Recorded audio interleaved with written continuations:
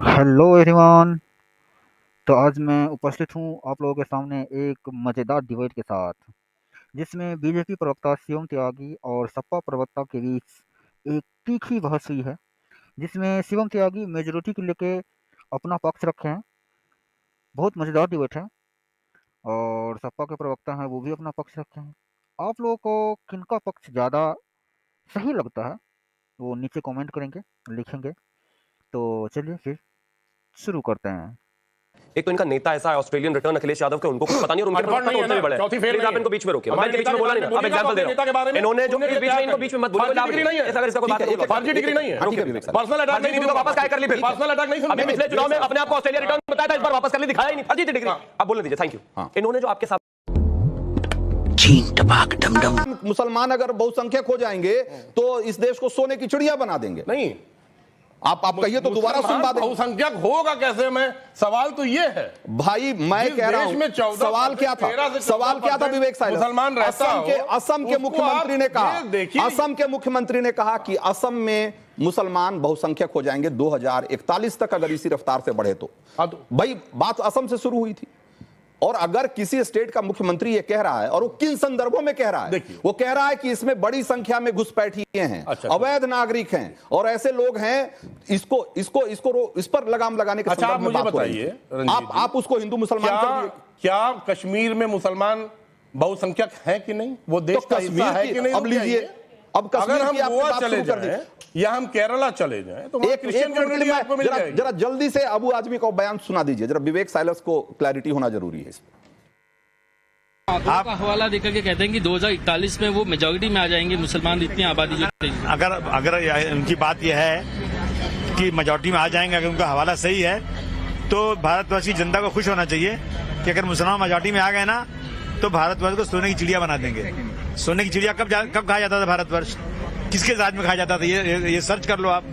मुगलों के राज में भारतवर्ष सोने की चिड़िया था, हर घर में सोना था, हमारे देश का जीडीपी बहुत ज्यादा था, हमारे यहाँ गरीबी नहीं थी, एक्सपोर्ट हमारा बहुत बड़ा था। जब ही अंग्रेजों ने इस मुल्क पे हमला किया।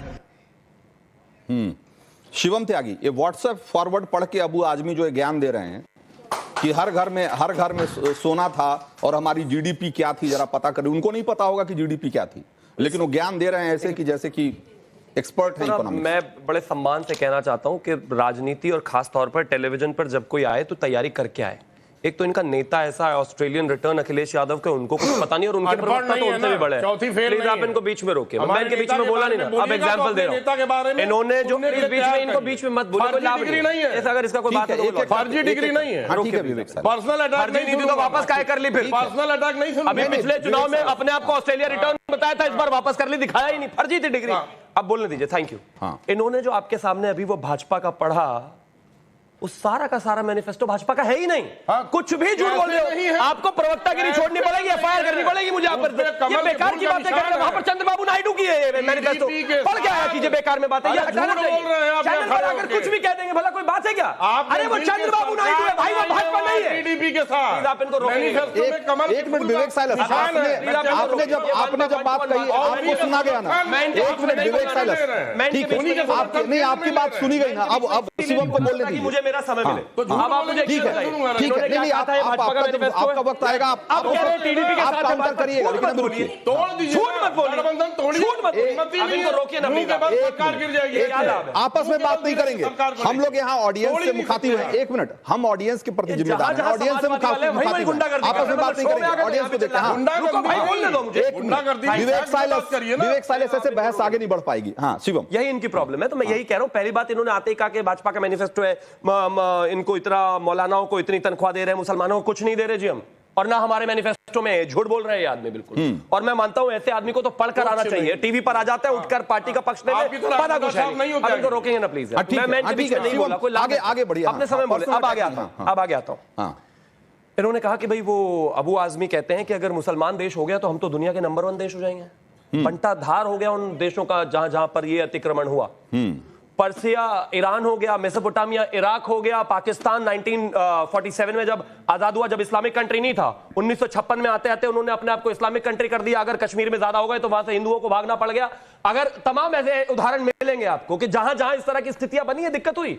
और जहां तक कहा गया असम के मुख्यमंत्री द्वारा, वो बिल्कुल ठीक कह रहे हैं कि भाई जहां पर भी संख्या यानी कि जनसंख्या जो है उसकी असमानता बढ़ी, वहां पर अपने आप में परेशानी बहुत ज्यादा क्रिएट हो गई। और ये इसमें कोई एक्सेप्ट करने में कोई बुराई नहीं है। अगर कश्मीर में कश्मीरी पंडितों की जनसंख्या और पॉपुलेशन बराबर होती तो स्थिति दूसरी होती, लेकिन जैसे ही वो कम पड़े वहां हालत खराब हो गई। और इस देश में मुझे कुछ कहने की आवश्यकता नहीं है, सब जानते हैं, सब अपने अपने मोहल्लों में रहते हैं अच्छे तरीके से, हर किसी को पता है। अब ये कह रहे हैं कि हम 240 पर आ गए तो हिंदू मुस्लिम करने लगे। नहीं भाई, हम हिंदू मुस्लिम कर रहे हैं, हम तो कोई हिंदू मुस्लिम नहीं कर रहे। हम सिर्फ एक चीज कह रहे हैं कि जो इतिहास में हुआ है, जो दुनिया में हुआ है, जहां पर भी अभी देख लीजिए ना, इसे भी छोड़ दीजिए आप, यूरोप में आए दिन देख ही होंगे आप सब, तो टीवी देखते ही हैं। अभी इंग्लैंड में देख रहे हैं, कल परसों लीड्स में क्या हाल हुआ, कौन कर रहा है, क्या कर रहा है, क्या देश नहीं जानता क्या? किस तरीके से पेरिस में हुआ ये देश नहीं जानता क्या? क्या हालात होती हैं ये देश नहीं जानता क्या? सबको पता है। ये पता नहीं क्यों जबरदस्ती प्रवक्ता बने हुए हैं भाई। जो सच है उसको कोई नहीं बदल सकता। और एक अंत में एक चीज कहना चाहता हूं, मैं ऐसा मानता हूं और ये देश के लिए रियलिटी है कि इस देश में जनसंख्या नियंत्रण तो है ही, लेकिन जनसंख्या समानता यानी कि जहां पर भी लोग रह रहे हैं उनका अनुपात बराबर हो बेहद आवश्यक है और जरूरी है और देखा जाना है, वरना जहां पर भी लोग कम पड़ते हैं दिक्कत होती है। ठीक है, हर्षवर्धन त्रिपाठी भाई, इस देश में जब डेमोग्राफी चेंज की बात होती है, एक तरफ कहा जाता है कि हिंदू मुसलमान हो रहा है, दूसरी तरफ लोग कहते हैं कि डराने का काम हो रहा है, लेकिन हकीकत क्या, क्यों इस देश के लिए डेमोग्राफी चेंज खतरनाक है? और क्यों आपको लगता है ये आपके हिसाब से, जब हेमंता विश्व शर्मा ये कहते हैं कि भाई ये खतरनाक, जब वो कहते हैं कि हमने कई जिले खो दिए, ये खो देने का मतलब क्या है? और वो क्यों इस बात को लेकर के इतने परेशान और चिंतित दिखते हैं कि भाई इस देश में, कि उस राज्य में डेमोग्राफी इस तरीके से बदल रही है? देखिए रंजीत जी, सबसे पहले स्पष्टता के साथ हमें समझना चाहिए कि भारतवर्ष है क्या। 1947 में अंग्रेजों की गुलामी से मुक्त हुआ कोई भूखंड भारत नहीं। भारतवर्ष वो है जो हिमालय से महासागर तक का एक उसका तय टेरिटरी है, जिस टेरिटरी को हम ढेर सारे वेदों में, ढेर सारे पुराण उपनिषद सब में हम उसको पढ़ते आए हैं। हमारी अपनी इस भूमि को लेकर मान्यता है। और अगर डेमोग्राफिक चेंज की बात होती है तो उसको मूल जो उसका स्वभाव है, जो बेसिक स्ट्रक्चर है भारत का, वो बदलेगा। जहां जहां मुसलमान हैं उन देशों की स्थिति जरा समझ लेनी चाहिए। और जो सबसे दुनिया का अमीर देश हो, जरा उसकी उत्पत्ति और कब से वहां समृद्धि आ गई, सिर्फ ज्यादा नहीं, आपने बहुत अच्छे से चूंकि बता दिया तो बहुत विस्तार से उस पर जाने की जरूरत नहीं, लेकिन फिर भी चीन का यात्री ह्वेन सांग जब आता है तो भारत की समृद्धि संपदा को लिपिबद्ध करता है। जब नालंदा विश्वविद्यालय को बख्तियार खिलजी जलाता है तो उसको पता है कि दुनिया की समृद्धि का, दुनिया के ज्ञान का भंडार यहां है। जब भारत में लोग आते हैं तो उनको रेशम पता चलता है तो दुनिया आधे नंगे घूमती थी, कपड़ा पहनने की तमीज नहीं थी। जब अंग्रेज भारत में आते हैं तो उनको लगता है कि अरे इतना संपन्न देश, इतना शानदार देश, उस देश से उन्होंने अपने देश को कहां पहुंचा दिया। कोहिनूर उसका एक उदाहरण है।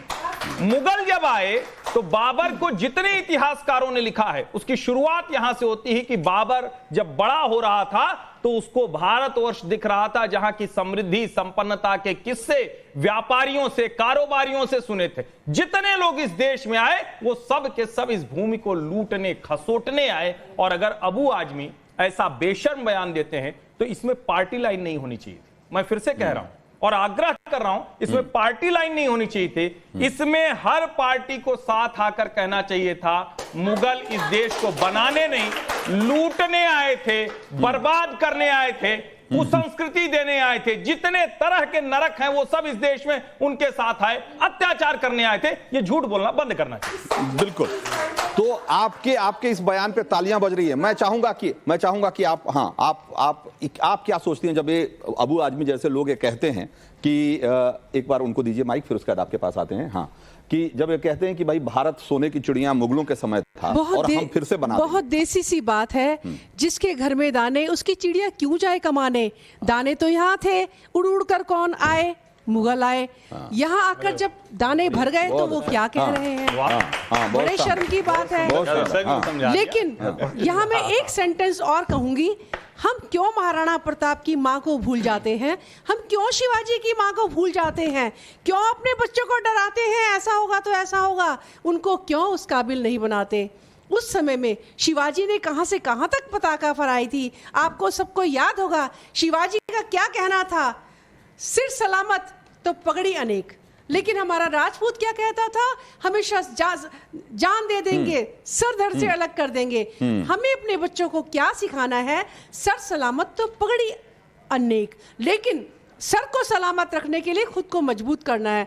आज माताओं को चाहिए 24 घंटे बच्चों को एसी में ना बिठाकर घर से धक्का बाहर करें, थोड़ा सा खेलें कूदें करें, कमाएं, हाथ पैर चलाएं। उसके बाद हिंदुस्तान को कौन डरा सकता है? ना डराइए, डर से आगे ही जीत है।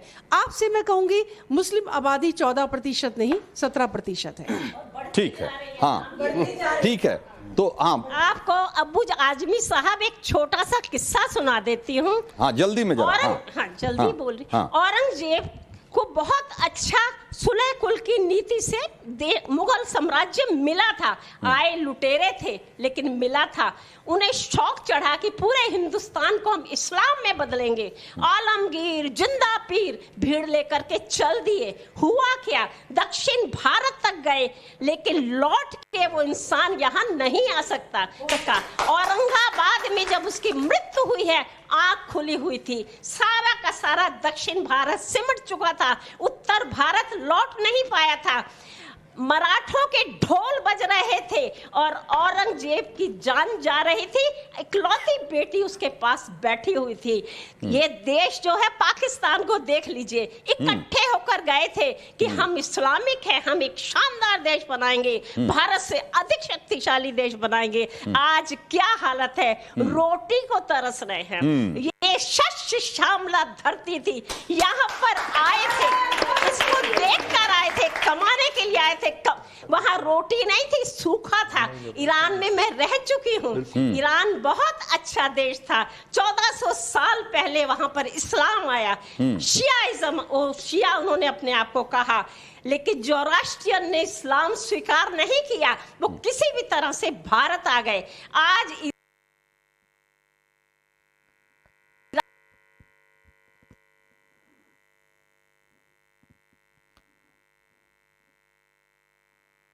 लेकिन क्या है, केवल बारूद बना रहे हैं, वर्ल्ड को इस्लाम करने की इच्छा रख रहे हैं। बहुत शानदार बात आपने कही है। दुनिया को इस्लाम हाजी मेहराजुद्दीन, मेहरुद्दीन, तो मेहरदीन जी, हाजी मेहरदीन जी। तो ये जो अब अबू आजमी का एक तरफ बयान और दूसरी तरफ जो हर्षवर्धन जी ने और हमारे दर्शकों में से जो लोगों ने कहा, अब आपको मुझे लगता है कि सही सही जवाब मिल गया होगा कि इस देश को जो लोग कहते हैं कि मुगलों ने सोने की चिड़ियां बनाया और हम फिर मुसलमान ही इस देश को सोने की चिड़ियां बनाएगा, तो ये मुगालता जो पाल के बैठे हुए लोग हैं उनको करारा जवाब मिल गया होगा, मुझे लगता है। देखिए, मैं बताना चाहूँगा आपको कि इतिहास को आप कभी बदल नहीं सकते। जो इतिहास है उसको आप कभी ना नकार सकते। ये इस तरीके की बात, ये तो हकीकत है कि मुगलों के टाइम में जो है सोने की चिड़िया हमारे भारत देश को कहा जाता था। और जो ये बार बार औरंगजेब का नाम लेकर आते हैं, मुगलों के टाइम में जीडीपी भी हमारी बहुत अच्छी थी इसमें कहने में, और पूरा अखंड भारत भी था हमारा, वो उस फिर नहीं रहा।